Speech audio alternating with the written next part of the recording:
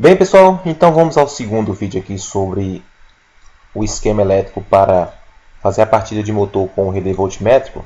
E eu vou explicar para vocês aqui o diagrama dele e falar um pouco sobre o capacitor de partida. Esse esquema aqui ele vem bem detalhado e vem aqui com a nomenclatura aqui do que foi usado aqui nas siglas. Vocês podem procurar aqui, o que tiver aqui vai estar aqui. Mas pode ser que vocês encontrem algum tipo de diagrama que não venha nenhum tipo de explicação.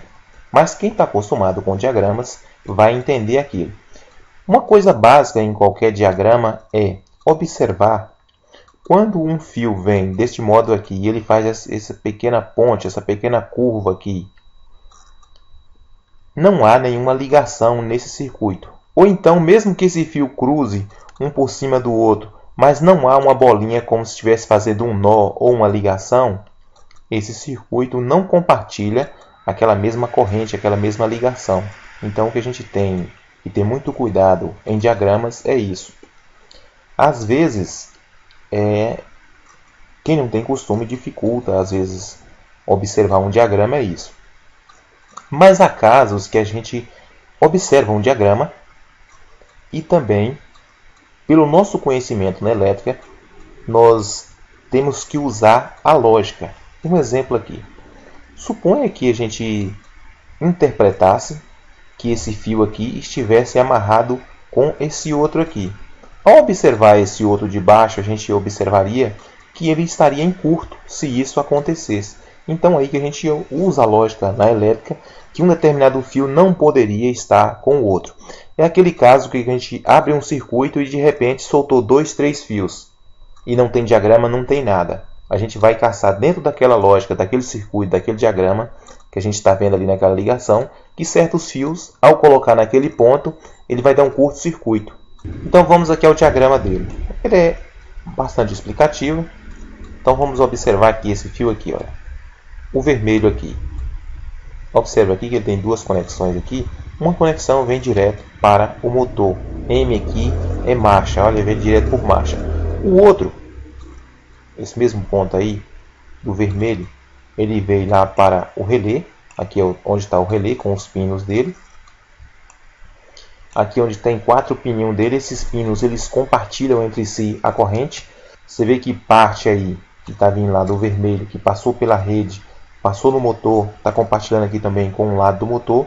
E está vindo aqui, olha, para o capacitor de partida, que é aquele capacitor estático, capacitor preto. Esse capacitor ele tem um resistor nele, que é para ele, depois que desligar lá, ele fica uma pequena carga nele, e esse resistor consome essa carga, colocando como se tivesse colocado os dois pontos em curto. Esse mesmo ponto aí também vem para o capacitor auxiliar, que é o capacitor de trabalho. Aqui, ó, CT, capacitor de trabalho, é aquele capacitor que a gente observou lá que estava com 30 microfarad. Nós temos na outra linha, na linha 2, o fio preto, que ele vai descer, vai pegar no 5, olha, ele pegou no 5, aí foi para o outro lado do motor, lá, para vocês verem aí, que é esse preto, observar aí, e o outro lado dele vem direto para o motor, para o comum. Olha, nem todos os motores, essa parte de cima aqui é o comum. Tem motores que eles são ao contrário. Em vez de ter um pino aqui em cima, vai ter 2. E agora, temos aqui o azul. Observe que o azul, ele vem do outro lado aqui, olha, do capacitor. Ele vem do outro lado aqui do capacitor de trabalho. Vem para o 2 e vem aqui para auxiliar. Temos aqui do outro lado do capacitor de partida o vermelho aqui, olha, compartilhando com 1.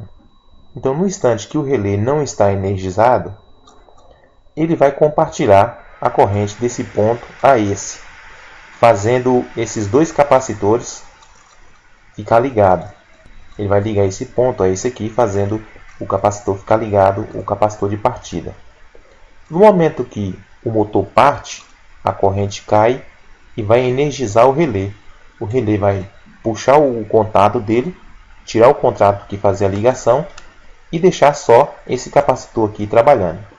Então parte da corrente vai passar aqui pelo comum, pelo marcha, e tem uma pequena parte dela passando no capacitor de trabalho, que é o capacitor permanente, e vem e passa aqui para o auxiliar.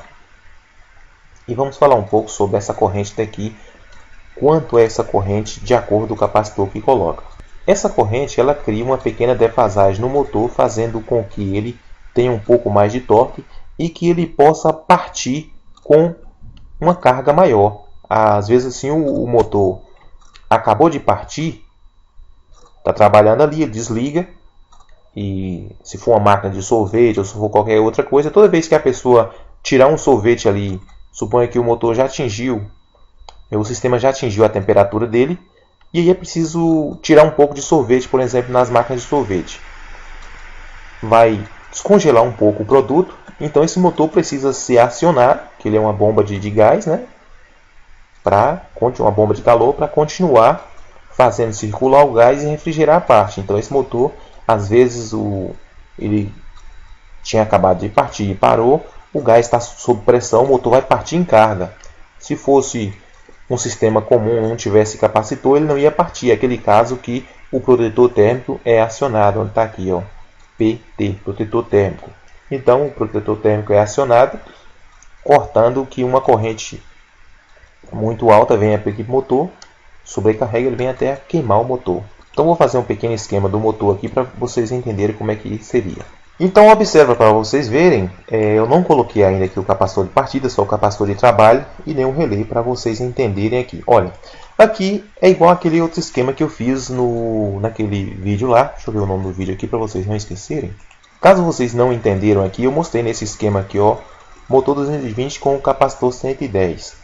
Vocês vão entender aqui esse diagrama, que quando eu dobro o papel aqui, seria como se eu estivesse vendo o motor, as bobinas dele, essa aqui de frente, o enrolamento é para um lado, e essa aqui para o outro. Então quando eles estão um de frente para o outro, fica um à direita e o outro à esquerda. Mas se a gente girar esse motor, esse enrolamento vai estar do mesmo jeito. A exemplo aqui, olha, aqui eu enrolei aqui o fio, por exemplo, o motor de geladeira é um motor de alta rotação. Então ele tem um enrolamento de marcha enrolado desse jeito aqui. Tem a primeira bobina, a segunda bobina, a terceira e a quarta bobina. E o outro lado a mesma coisa, vai ser enrolado do mesmo modo. Se eu girar isso aqui, vocês vão observar que esse enrolamento também está para a direita. E a parte de dentro, né, a parte que saiu, a última, enrola com a última lá, e a partida vem por aqui. Há motores que vêm por aqui também, ou melhor, a corrente vem por aqui. O enrolamento auxiliar nos motores herméticos, eles geralmente são feitos o enrolamento, a primeira bobina, a segunda, a terceira, a quarta bobina geralmente passa só 10 ou 20 voltas dela em um sentido, e as outras voltam ao contrário do que foi feito. Se essa aqui foi para a direita, a outra vai ser todas para a esquerda, que é para dar como se aumentasse um pouco a corrente do motor, para fazer com que ele tenha aquele puxão e deslocamento para partir. Então esse enrolamento aqui, que a gente chama de enrolamento partida ou enrolamento auxiliar, que é o caso desse aqui, que ele vai funcionar nos dois casos, como partida e como auxiliar, esse enrolamento ele está defasado desse aqui, olha, 180 graus, para vocês verem.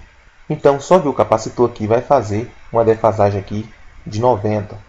O motor, quando ele é energizado somente a partida, vocês verem que ele fica é o que a gente chama de relutância. O motor não sabe se roda para cá ou se roda para cá. E o enrolamento partida ou enrolamento auxiliar é que vai fazer essa direção do motor e vai fazer com que ele desloque, saia daquela inércia dele.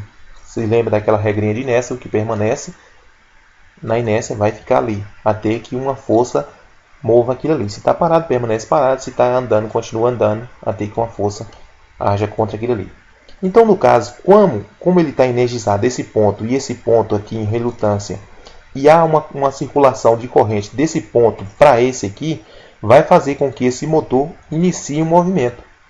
E assim, com o seu campo girante aqui, ele vai continuar esse movimento ganhando força até entrar na velocidade de sincronismo de acordo com a frequência do motor. Eu já falei para vocês que na frequência de 60 Hz, como vocês fazer esse cálculo.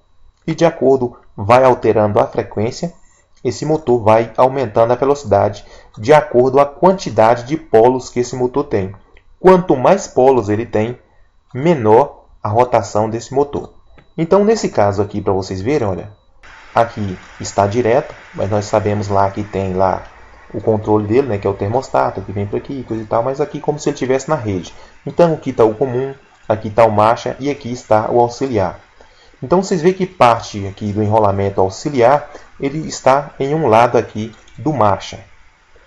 Se eu fosse mudar a direção deste motor, eu poderia pegar esse enrolamento aqui e colocar ele aqui. Ou poderia pegar esse aqui, essa ponta aqui, colocaria lá.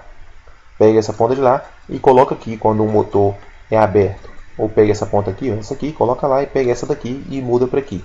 Então eu vou estar mudando esse sentido aqui. Se a corrente está entrando por aqui, circulando, voltando, ela vai vir para aqui e vai circular ao contrário. Então nesse caso aqui, vamos supor aqui que o nosso capacitor, aquele lá é de 30 microfarad. Então está lá 30 microfarad.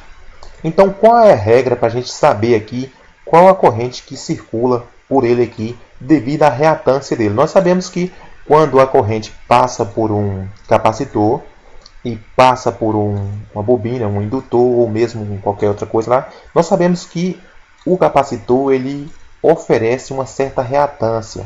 No caso, a reatância capacitiva. É o que nós chamamos de impedância. Essa impedância aqui, no caso, é uma reatância capacitiva.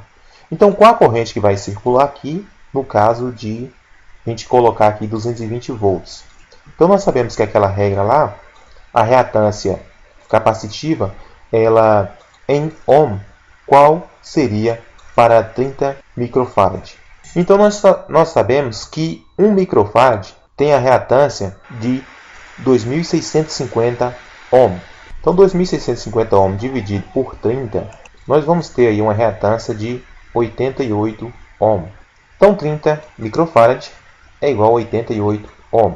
Se a gente pegar os nossos 220 volts e dividir por 88, a gente vai ter uma corrente aí de 2,5 circulando. Temos ainda que considerar a reatância daquele enrolamento, que é uma reatância indutiva. Nós não medimos ali qual a indutância dele. Mas nós vimos lá que tinha lá uma corrente de praticamente 3 amperes circulando. Para circular 3 amperes ali, só se essa reatância aqui ela fosse nula ou o capacitor tem as suas alterações. Sim, esses capacitores eles têm a alteração deles, vem marcando ali de 5 a 10%. É o que vocês viram lá, então é o que vai dar essa diferença aí. Então, para a gente poder calcular um capacitor que venha trabalhar aqui, nesse enrolamento, suponha que você enrolou um motor aí e quer colocar um capacitor auxiliar, além daquele capacitor de partida, e aí você fica naquela dúvida, será que aquele enrolamento meu que eu fiz na partida, que eu vou deixar ele como auxiliar para dar um pouco mais de torque a esse motor, será que se eu colocar esse capacitor não vai terminar aquecendo o enrolamento e queimar? É onde você vai fazer o cálculo, esse cálculo que a gente acabou de fazer, e se aquele fio que você enrolou, se ele vai suportar essa corrente de trabalho. Então, para vocês verem aqui, o fio do motor ele tem que suportar essa corrente de trabalho desse capacitor que você escolheu. Naquele caso do capacitor do motor de tanquinho. Às vezes o pessoal pergunta, Dante, eu posso lá ter um capacitor de 10. Eu posso colocar um de 15? Aquele capacitor de 15, aqueles 5 microfarad a mais que você colocar, pode ser que a corrente que vai circular por ali agora, que será uma corrente maior, aquele fio não suporte. Ele vai aquecer. Ele não vai estourar, o fio não vai estourar. Acontece que se ele só suportar a corrente de trabalho dele for 1 ampere e você colocar 2, o fio não vai romper. É o caso de um fio de rede, vamos dizer aí, um fio de 1,5, que ele suporta o máximo 15 amperes. A engenharia calculou isso ali, que ele vai suportar 15 amperes ao ar livre. Aí, ao ar livre é quando não há dentro do duto ou não há em um lugar que possa superaquecer e ter um calor acumulativo. Então esse fio ali naquele ponto, ele suporta 15 amperes, aí vai trabalhar ali só com um determinado calor, ele não vai derreter aquela capa dele. Supondo que você coloque nesse fio 20 amperes, esse fio não vai estourar com 20 amperes.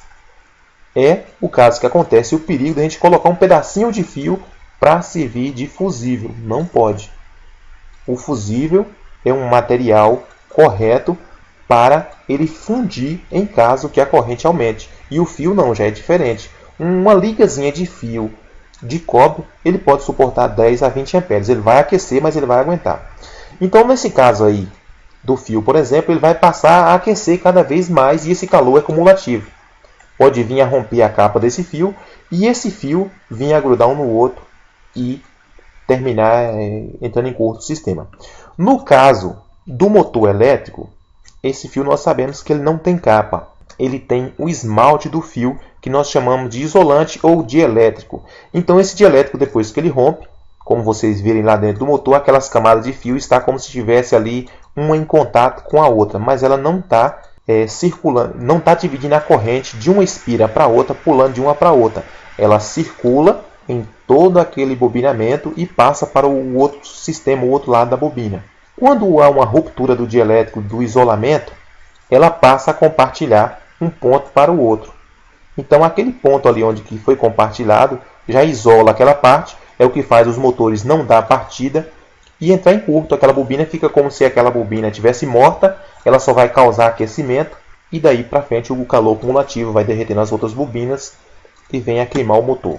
No caso dos motores abertos, quando acontece a queima só do enrolamento de partido auxiliar, tem como a gente trocar só esse enrolamento sem precisar mexer no enrolamento marcha. No caso desses motores fechados hermético, acabou a partida, praticamente acabou o motor, porque não tem como a gente partir esse motor, ele é fechado. Então espero que vocês entenderam essa parte aqui desse capacitor. Ele vai ficar direto assim. O cálculo aqui do capacitor, como eu falei para vocês, a quantidade de microfarad, dizemos assim, vai ser de acordo com a corrente que esse enrolamento suporta. Há casos que esse próprio capacitor aqui também é usado só para iniciar a partida e ele é desligado, né?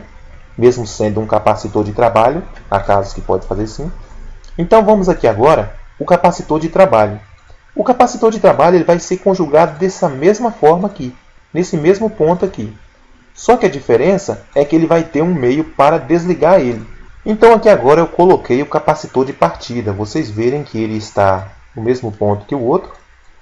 Está um auxiliar e no mesmo ponto que o outro. A diferença aqui é que ele vai ter o relé dele ou chave de partida, né? Que é aquele caso de motores que nós usamos uma chave de partida. Depois eu vou fazer um vídeo para vocês falando sobre isso. Naquele motor lá que eu mostrei para vocês e que eu acabei de falar aí, ele tinha lá o relé centrífugo e a chave que a gente chama de platinar, que é o platinado.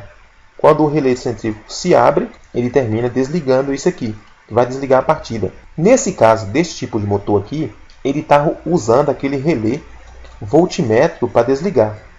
No momento que o motor parte a uma demanda de corrente muito alta, então a corrente ele vai estar desse modo aqui, normalmente fechado, o relé normalmente fechado. Então o relé vai permanecer normalmente fechado. Depois que o motor partiu, não precisa mais daquela demanda de corrente. Há uma queda de corrente no sistema, a tensão se estabiliza e aquele relé lá liga e abre esse contato aqui. Por isso que ele é chamado de relé voltmétrico. Ele vai ligar dentro daquela tensão dele.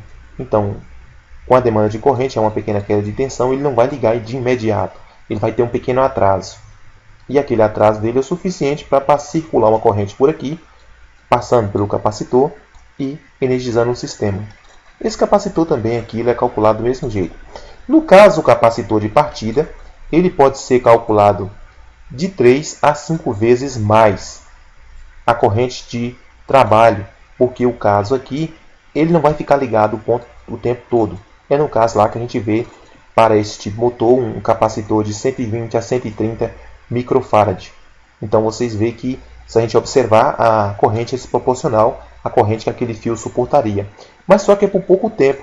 Não vai gerar um aquecimento o tempo todo. Então ele vai circular aquela corrente ali, o máximo aí 15 segundos, que é que às vezes o motor está em carga e demora um pouco de desatracar. Mas é muito difícil acontecer isso. Então espero que vocês tenham entendido isso aqui. Qualquer hora aí a gente vai abrir o motor daquele e reformar só para vocês entenderem como é que é. Mas para reformar um motor daquele há uma diversidade de critério que a gente deve seguir, se deve ou não reformar. Depois a gente fala sobre isso no vídeo específico. Então espero que vocês gostem, compartilhe aí para que outros vejam. Se ficou faltando algum detalhe, vocês falem aí que eu vou procurar, ou se eu errei em algum ponto, alguém que tem maior conhecimento, corrija isso aí. Muito obrigado a vocês e até a próxima.